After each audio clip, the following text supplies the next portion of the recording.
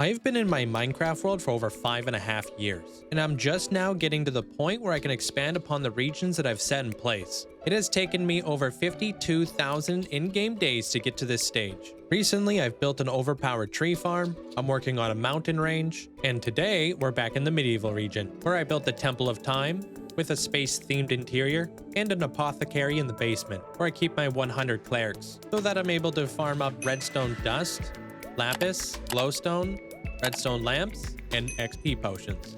And across the bridge, past the Tree of Knowledge, the library. This will be the new location for the 100 librarians I plan to add to the world, in order to farm bookshelves, lanterns, glass, and name tags. In between episodes, I moved the villagers up a floor, built a lotus in the center room, a green dragon for our fantasy side, a globe, an atlas, a fireplace, and these two statues. And with all that said, I would say that the interior is finally complete. I've even started putting all the villagers in place. I've still yet to move the villagers over on this side and on this side. But as for this first floor right here, I think everything is looking absolutely gorgeous. I've done the best I could to incorporate as much lighting as I possibly could, hiding it amongst the build all over the place. I got frog lights in there, I got frog lights in behind there. I think the lotus is beautiful with the particle effects from the firefly bushes. The dragon turned out really cool as well. Over here, I have a D&D room, so people could play Dungeons and Dragons with a little bit of a cityscape or landscape right here. And then the DM master can just hang out back here and record everything. Then adjacent to the fantasy library, I have the hourglass and the giant chimney right here with the atlas of what's going to be the kingdom in the future. This is the library that we're working on, the Temple of Time, the bridge going across, and then over this way is where the kingdom's going to be built. I love the way that the fireplace turned out. There's a few little details that I still need to incorporate, like filling out these shelves. The fire turned out pretty nice. Nice little seating area for people to hang out. And then I've got the sword and the shield up top.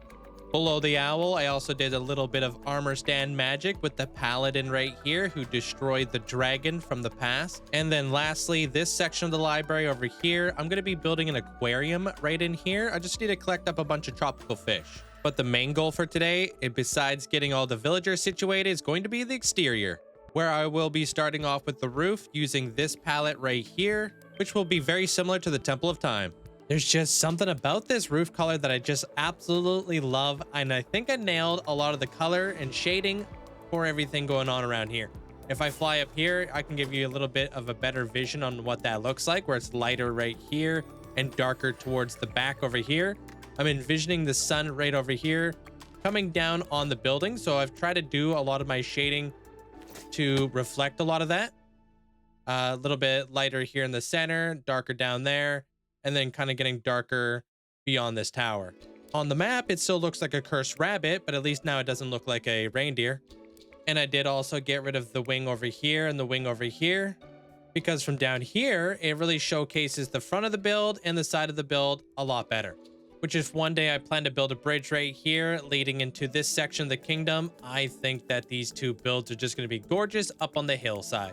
I also feel like I'm slowly figuring out the courtyard. I've got the pathway leading into the door of the library.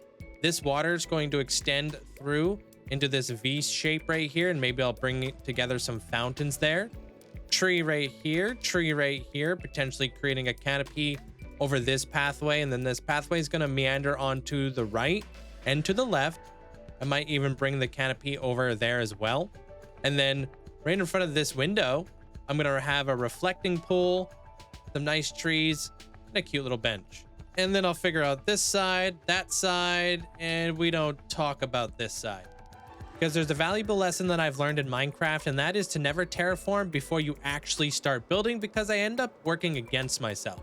And I think the Skulk Lance is the perfect example of that, because I got ahead of myself one time, laid down a bunch of moss because this was going to be the Massa, and recently I've been building up all of these mountains that I think would look absolutely gorgeous in the medieval region, but of course a different palette. The one behind me, this one is supposed to go alongside with the Dragon Mountain, and then I've been building up these mountains to go along with the Massa. which I think look absolutely fantastic along the coastline here, creating a nice little bay area. So the moral of the story is please bear with me. The medieval region will be built up over time. The terraforming will come. So when you see a giant floating platform holding up a library, don't judge. And I really do need to link it to the main nether hub because the rocket cost to get all the way to the medieval region is really starting to wear on me. And I just need to link it up through here. Okay, so this is definitely taking a little bit of a turn, but I'm liking the direction that I'm heading in. I've got a really cool idea with incorporating some really nice vines that are going to be embedded into the stone of the building, having trees growing out of this area where I can liven up basically the whole wall with like maybe with a tree growing out of here, giant tree growing out of the dome kind of deal.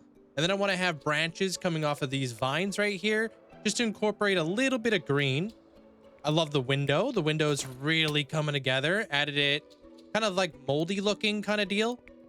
This whole central bit I'm still working on. I'm not 100% certain how I feel about everything. I might swap out some of these pillars right here for a different block. Definitely looks very different from the interior though. Additionally, there are a couple things I really do want to address. This is a little bit too much tough. This right here in the middle is very boring, needs a lot of texture, but I think I'm on the right track for detailing this whole thing. What I'm going to do now is I'm just going to finish up this window, so I could look at the whole front facade and see exactly what I'm dealing with. And of course, it's always important to take a look at it from afar too, because right now I'm noticing like, yeah, this central bit, very flat, very boring, definitely needs a lot of detail. I really do like the walls. They add a little additional shadow. And then when we zoom on out, I want to make sure that the two builds kind of look good with one another, almost like they're part of the same region, because they are. I was originally going to go with a lighter gray like this, but then I decided, you know what?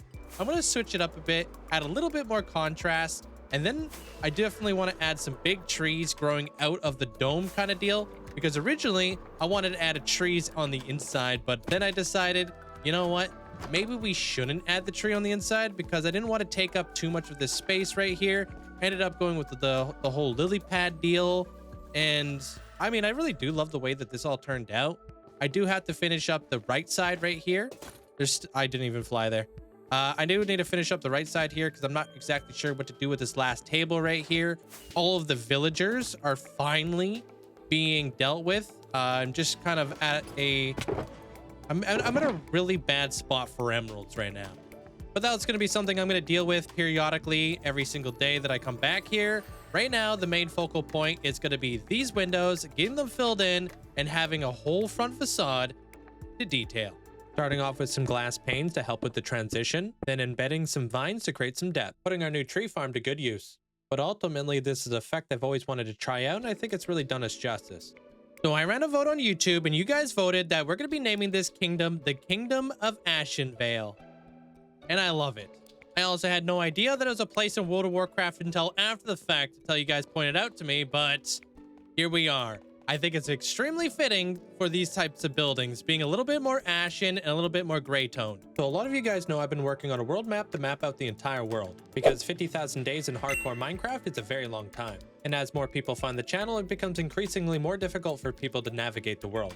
But what if I told you guys I was working alongside with Epic Desks to create a desk pad with all of my creations on it, with incredible quality and saturated colors, machine washable on delicate and air dried, no AI art, and available for a limited time only. I just recently received my desk mat and I've been using it ever since. The size is absolutely perfect for my setup, and it doesn't slide around my desk when I use it. And I have to say, every time I look down and seeing my own creations, it's an incredible feeling. If you're a fan of the world, you should definitely pick one up, because I'm not sure when next time I'm going to be able to do this. So thank you to Epic Desks for making this all happen, and now back to the show. I've now managed to get all of the domes in place all the way up. I do want to build some spires on the top of these domes, and as you guys can see, I've also done the second wall right up here, adding in some little planters and getting all the glass in place. Oh my god, this also reminds me we should probably place a lightning rod around there. And I'm just gonna go ahead and just plop that right there. Now we shouldn't have to worry about all that. Also, was that a new particle effect? I think it was a new particle effect. Are they supposed to sparkle like this? I've never noticed that before. That is a really cool thing. But luckily we have that place now because I am dealing with a lot of wool and a lot of wood here. So I definitely don't want this place to burn down. These planters over here, I think look absolutely gorgeous. I want to play around with the top bits of this glass window just to kind of round it out a little bit. I feel like it's a little bit too square for my liking. So I'm going to play around with those. I'm going to work my way up here. I'm going to add the spire on the very, very top of this little thingy. And then I want to kind of add bells potentially. Although bells and libraries, I don't really know go hand in hand. So I may not actually go with the bells, but we'll find out. But building this whole thing has really got me thinking. I wish that Minecraft allowed us to place more blocks on more things, such as the cactus flowers being able to be placed on anything. I think the leaf litter I've used right here, I've been using this quite a bit in this build. The fact that we're able to do that is super nice. It would be super nice if we could do the same thing with the cherry blossoms and much, much more in the game, because it really does add a ton of life to your builds. I also found this little guy, put him in a boat, and I got another full zombified villager that actually has enchanted gear this time around, which is incredibly rare. Where the last time we saw one of these guys is when we were building the apothecary down in the basement of the Temple of Time here that you could see. If I jump down here, he's just chilling right here inside of the cage, but he doesn't, oh, he does have an enchanted pants. Oh, we got fancy pants out here, huh? So I'm going to go ahead and start putting in all the finer details into the main build. I am a little bit stumped on what to put here in the front courtyard area. I am a pretty big proponent of somebody who likes to say, like, if you don't know exactly what to do with something, kind of move on. I know I want to add in a lot of topiary garden actions, a reflecting pool over here, potentially even some trees. But if you guys have any suggestions, let me know in the comments below.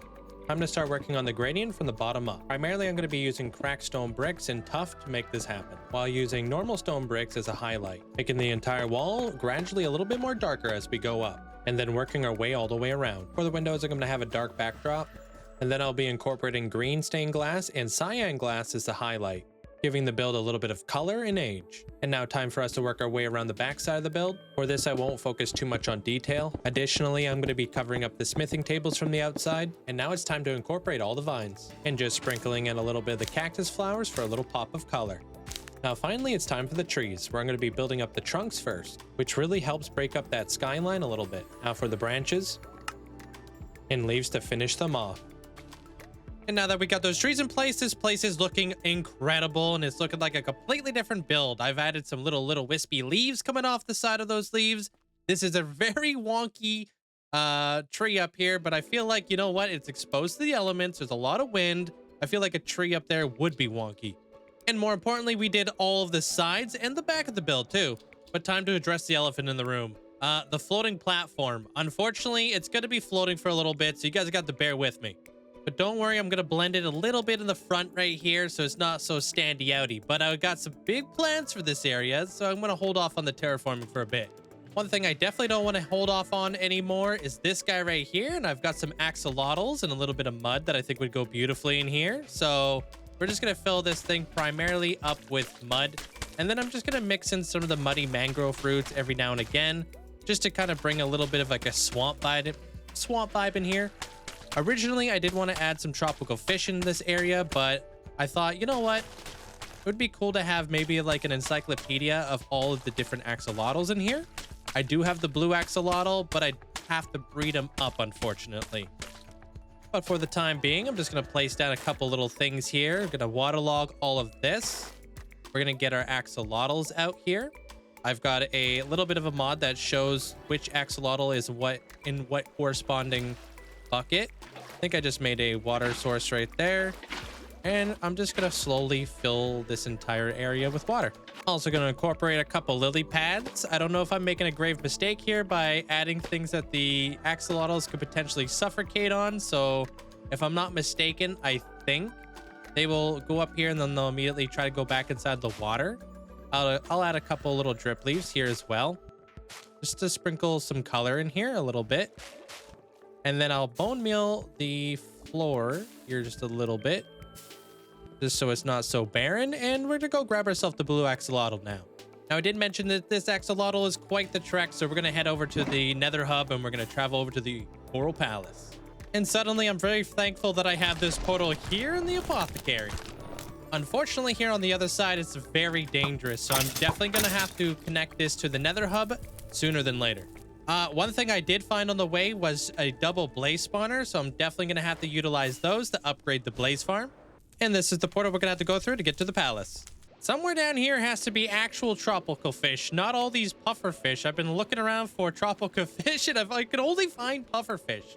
I'm going to yoink these guys right here so we can breed ourselves a brand new blue axolotl. Has anybody else felt like it's gotten very dark in Minecraft lately? I don't know if it's just me, but I just feel like it's been so dark at night in Minecraft. I'm gonna go ahead and just steal you. Also, look, the mod also shows babies in buckets as well.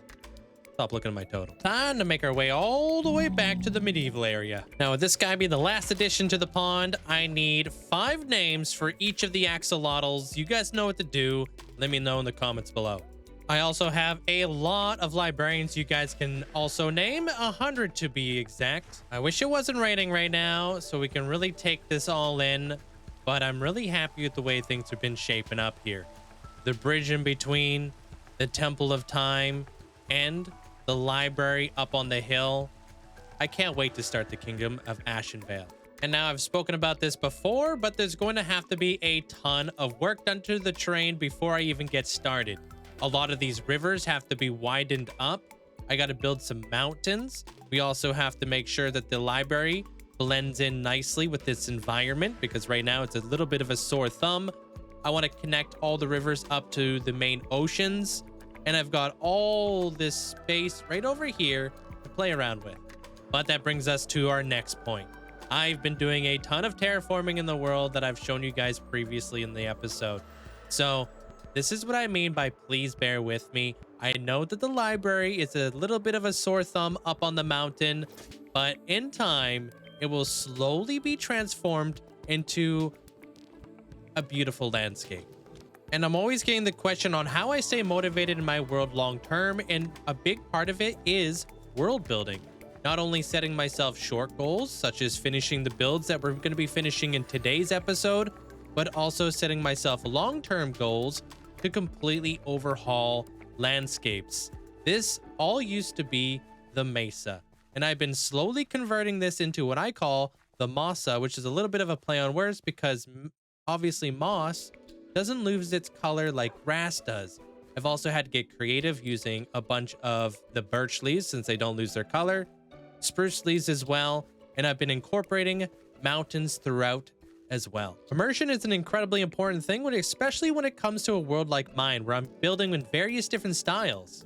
There's a little bit of a disconnect when you can see the city off in the distance, but then we have like the seed vault, which you could barely see because I only run 32 render distance, but the Mesa. It doesn't make sense to be able to see this entire landscape behind me and see the city at the same time because they're two completely different builds. Utilizing mountains to my advantage to create separation between these builds is something I'm going to be working towards in the future. And of course, I'm going to be explaining to you guys exactly how these mountains came to be in a future episode. Obviously, make sure you're part of the notification squad, especially if you want to see the behind the scenes of how all of this is created. A lot of it really does boil down to upgrading my infrastructure, such as this massive monstrosity of a farm over here, but the library as well, which I'm really hoping will help solve my glass problem because 2 pieces of glass?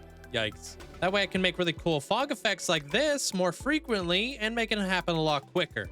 And now it's come to my attention that maybe I also need a flower farm for the future as well because getting all the flowers for this topiary garden was a little bit more challenging than I would like it to be.